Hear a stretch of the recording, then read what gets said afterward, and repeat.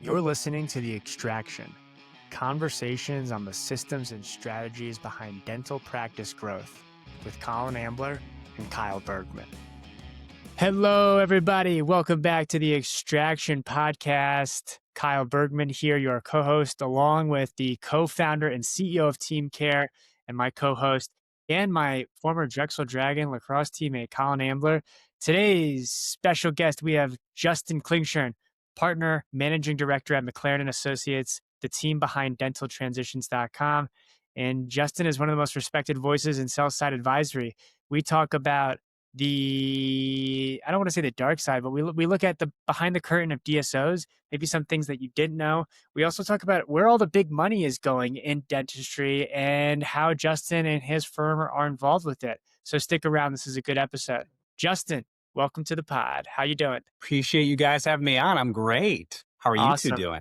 We're doing good. We're doing good. First question I love to ask, what brought you into the world of dentistry? Yeah, it's a good question. And it actually is similar to a lot of people who came from the banking world. So I'm from Ohio, went to Ohio State. And after having graduated from Ohio State, I started shortly after, about a year after actually, working for Bank of America Practice Solutions. And they are the largest dental lender in the country. So that was really my intro into dental. And what you'll find is that all B of A employees, rather those that start as today are B of A bankers, start in Columbus, Ohio, and then they move out. So oftentimes the entire banker community in dental is disproportionately from Ohio. So that's how I got my start. I moved down to Texas with the bank, then over to California with the bank. Then about 3-4 years ago, I came over with McLerran and Associates to help build out the West Coast market for doctors looking to partner with DSOs and private equity. Wow. So all told, how many years have you been in dental transitions? About 15. About 15. Okay. And man, give us maybe a little bit of a rundown of how the landscape has changed over the years. And maybe most importantly, where are we at today? I feel like when I talk to practice owners and DSOs, it maybe feels like 8 years ago, 5 years ago, there was a lot of unsuccessful transitions. Maybe staff would leave and just bad transitions didn't happen. But now maybe transitions have evolved and they're seemingly more successful. And so tell me if that's true or not, and your take on how things have changed over the course of your time in the space. Yeah, so I think two main changes have occurred. I mean, by and large, the private space, meaning the doctor-doctor space, hasn't really changed over the last 15 years, with the exception of smaller practices with limited cash flow are more difficult to sell, harder now than ever. Banks don't necessarily want to step in and finance them, or at least they're a little more reluctant to. And larger practices, top-line revenue of $1.2 million and up, solid cash flow, those are more competitive, right? So there's kind of a larger disparity between the haves and the have-nots in the private practice landscape. Certainly, the majority of the changes in the last 15 years have existed in the private equity space. So about 6, 7, 8 years ago, 8, I guess, private equity really started ramping up their investments in the dental space. And that really took off post-COVID when money was cheap, because dentistry proved to be not only recession-proof, they survived the dot-com bubble, the housing bubble, but pandemic proof. And private equity went from liking to loving dentistry. And at that point, we saw valuations for larger practices really skyrocket in 2022. So again, those two changes, I'd say. Interesting. So, and for me and all the other listeners, one thing that I've always said about my greatest love of the business of dentistry is that everyone has teeth and they need people to take care of them.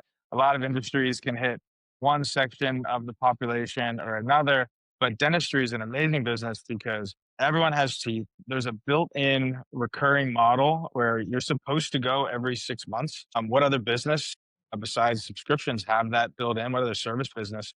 It's great. And for people that are willing to accept insurance, a lot of people are walking around with a gift card, great business. Yeah, 100%. And I mean, when you think of services, you have plumbing, HVAC, but sure, tune-ups are recommended every 6 months to a year, but that never ever happens, right? Mm-hmm. Instead, and I mean, with plumbing, there may be a leak and you never know about it until mold grows in your home. In the case of dentistry, your teeth literally hurt, right? Ow. So, yeah. Right. In that case, the business of dentistry is super healthy, and it's very obvious in hindsight why investors are really attracted to it. Yeah. So for people, I mean, I don't even know. There's such a nebulous kind of thing for this private equity money. I mean, people talk about it, but what is that? People just like there's funds out there. What's the chain downstream just to get a sense of the lay of the land? Someone up there starts a hedge fund or something and gets $1 billion, and then they Yeah. decide, hey, I want to park some of this in dentistry, and so they come to your firm. Like, tell us about how this whole flow of big money starts to look as you take it down the levels. Yeah. Really good question. Somewhat of a long answer. So, and that's, you We can love separate it we love between long what we do form and how it all content. works. So, how it all works. Either a family office, meaning like a literally just a rich family full of money, or a private equity firm. Either way, a group of investors, they raise capital and they say, you know what, we want to get into dental. We've done it before, or our friends have done it, or we're talking to investment bankers and they seem to think that that's the next hot thing. They raise a bunch of money and then they borrow more money, right? So they go to a bank. In almost every family office, private equity firm, they're borrowing money to raise a fund. Uh, let's assume that they raise $20 million and they can lever it up to borrow another $80 million, giving them $100 million of runway. And then they buy practices, usually with about 50% cash at close, the remainder in either an earnout, holdco stock, retained practice level equity. Their goal is to grow large enough to where they can create a business that's not only sustaining but growing, and then sell it to another larger investor, right? Because they're using leverage, bank debt, returns are heavily juiced. So it's similar if, say, I buy a house for $500,000, I put down $100,000, right? And then I sell that same house 3 or 4 years down the road. It's in a great market and it's appreciated, by like 2 or 3, say 300 grand. Now it's worth 800 grand. Now, in 3 or 4 years, if I sell a home that I bought for $500,000 for $800,000, some might say, well, yeah, your money appreciated, I don't know, 80%, give or take. Well, the reality is that you only put 100 grand into it. You levered up the other 400 grand. So you 3x'd your $100,000 over the course of 3 or 4 years. That's effectively how private equity works, right? Whether you're raising money in the family office sense or through a big private equity pool. Now, where these investments land, right, the larger platforms might sit with a BlackRock or a KKR for a long 10-year hold period. And their reason for holding the asset is very different from a smaller private equity firms. They're trying to just buy and then sell it. A KKR, on the other hand, is looking for the return on investment. They're making 16% per year on the dental practice and it's growing. So different investors have different incentives. Now, what we do, we help the practice owner who has usually a large practice partner with DSOs and private equity through sort of a competitive bidding environment. We vet all of the DSOs. We put them through a blind bid type scenario. And we ultimately find the best match with that for that doctor at the best price the DSO is willing to fork up. So that's what we do with the larger practice owners. With those that have practices, usually $1 million to $1.5 million, maybe $2 million, we also have a private practice sales division. Our business is split 50-50. 50% of our units are sold to doctors and 50% are sold to DSOs or private equity. Anyways, long-winded answer, but that's No, it's how it great. works and No. what we do. Okay, I think that makes sense. And I mean, just to recap a little bit, so you have this big pool of money at some kind of fund level, and then oftentimes you're working through a DSO group. Is that kind of right? Where like, hey, listen, if I'm a big money person like that, I'm not going to go around and knock on doors for individual dentists. I'm going to work through a group, and they're going to give a DSO group 50 million bucks, whatever, and say, hey, DSO group, this is your specialty in dental. Go buy. And are we looking for practices as part of the prospecting here? Is the DSO looking, they're looking to grow the practices and grow the money, right? Like that's part of their job Yeah. in the whole Yep. in the whole thing. It's like, hey, listen, we have operations down. And for a dentist, the stereotype is that they're not the best business people. They're great clinicians, and maybe there's dysfunctional parts of their organization. They're managing people. You said they're the CFO, they're the CEO, they're the everything, and it can be appealing for a DSO to come along and say, "Hey, listen, we'll take all that stuff off your plates, and we'll grow the practice for you." And is that kind of some of the good relationship between a venture capital firm and a DSO and a practice owner, you're kind of using the strengths of all three of those groups to grow business? Yeah, I think that's pretty close. I think so. We do, for one, we only represent the doctor that's selling his or her practice, right? So that's who we work for. We're their Right. fiduciary. That said, any DSO that buys your practice is evaluated based on acquisition growth. So, how many practices do they buy and integrate per year? And also same store organic growth, right? Meaning they take a doctor who has 15% EBITDA margins and they're able to leverage their economies of scale. They're able to layer in things like team care dental and better run the practice, right?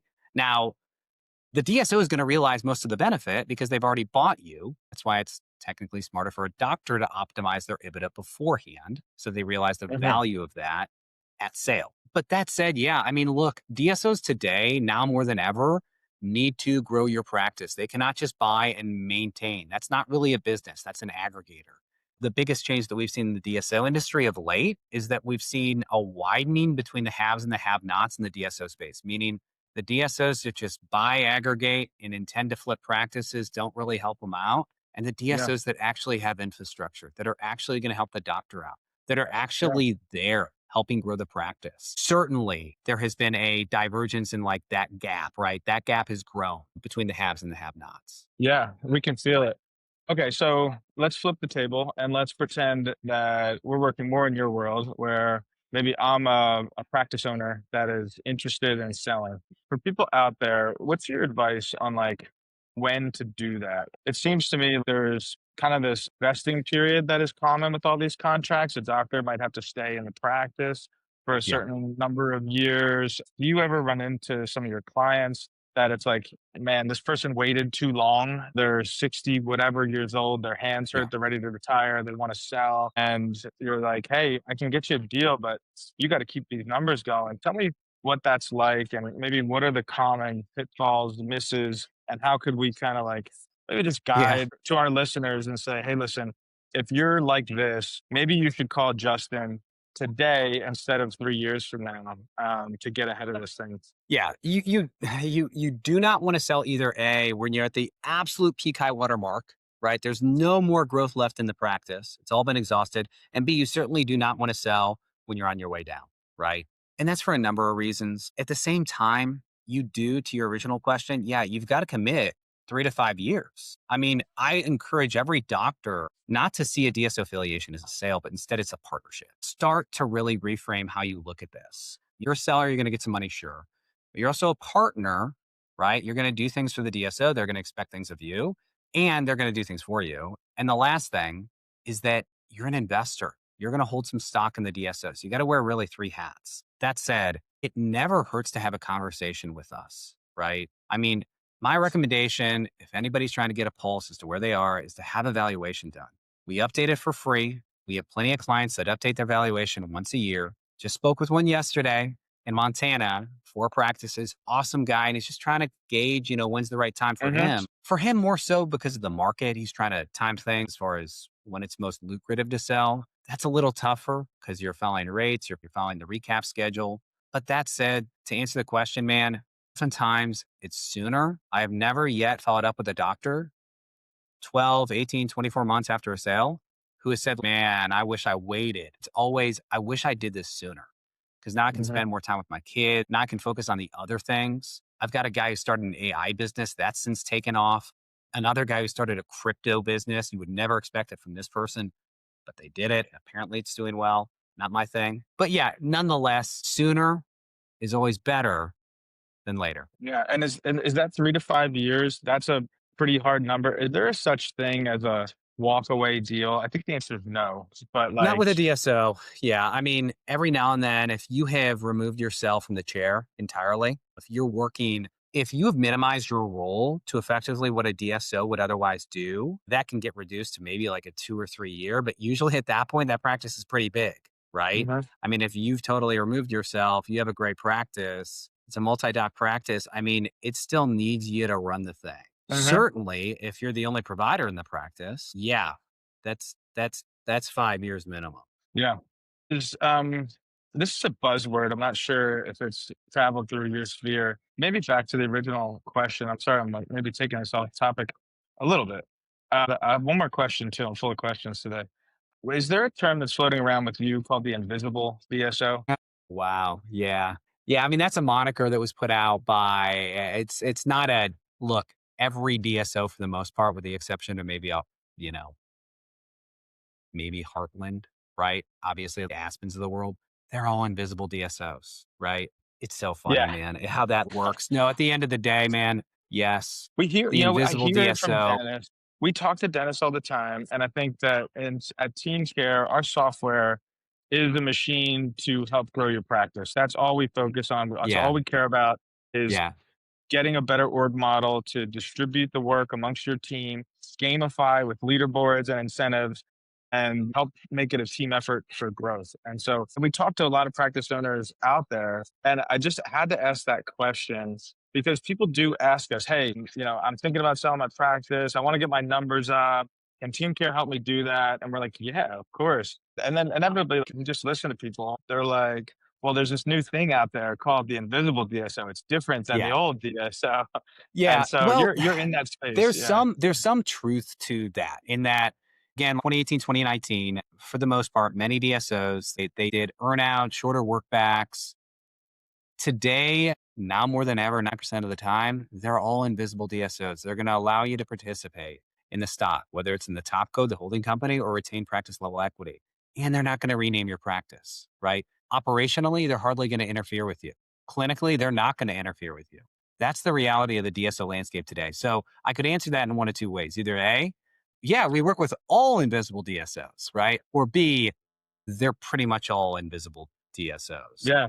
It That's was the way it's evolved to work. If they get too involved, maybe it fails. Is that kind of the history of the evolution in a way? Yeah, I would it's a very nuanced question because there's certainly you can be heavy-handed to the point of actually hurting the business, but you can Yeah. also be loosey-goosey enough to where doctors, they get their money and they're out, and then that Yeah. DSO is not prepared to manage the practice at all.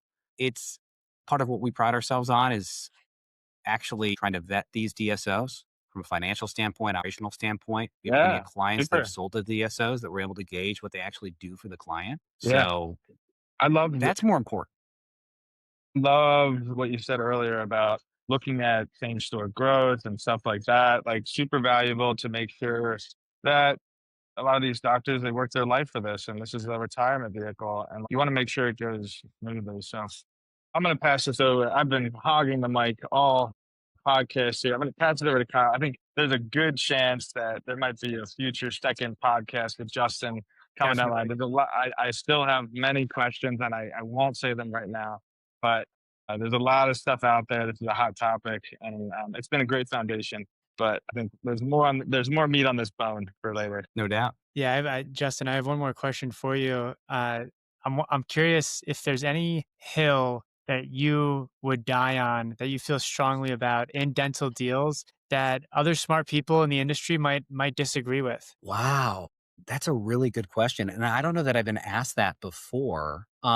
Here's one thing I'll tell you. If you are a potential seller, you want a DSO to be super buttoned up. You want them to protect every practice that they intend on buying with earnouts and clawbacks and all the things that you don't want in your deal. So you want them to be wholly reckless on your deal, right? Hey, here's all the cash. Here's all the equity. There's no conditions, but instead be highly critical and just scrutinize every other deal that they do. That said, there's always a trade-off there, right? And almost every time I'm going to want to see, usually, especially with specific deal structures, a growth-related earnout, meaning if you perform in the next 12 months, the 12 months following a DSO affiliation, I want my client, ideally, to get paid on some of that growth, right? Whether it's multiple EBITDA on top of it, whether it's just a kicker, whatever it is. And I want that for multiple reasons. One, it showcases that we're confident in our ability to continue growing. And two, we want to recoup some of the money we would have otherwise gotten had we have stayed and affiliated later. So usually it's going to fall in that type of bucket, like a growth, what we call an earn up, and negotiated into part of the deal. Awesome. Thanks, Justin. Well, this was gold. And hey, if you're listening and you're an owner thinking about a partner, a sale, or just getting your house in order, check out dentaltransitions.com. check out McLerran and Associates. We'll link the resources in the show notes. Thanks for listening to the Extraction Podcast, and we will see you all next time. Thanks, Justin. Thanks, guys. Thank you for listening to The Extraction with Colin Ambler and Kyle Bergman. Read episode notes and transcripts at teamcaredental.com.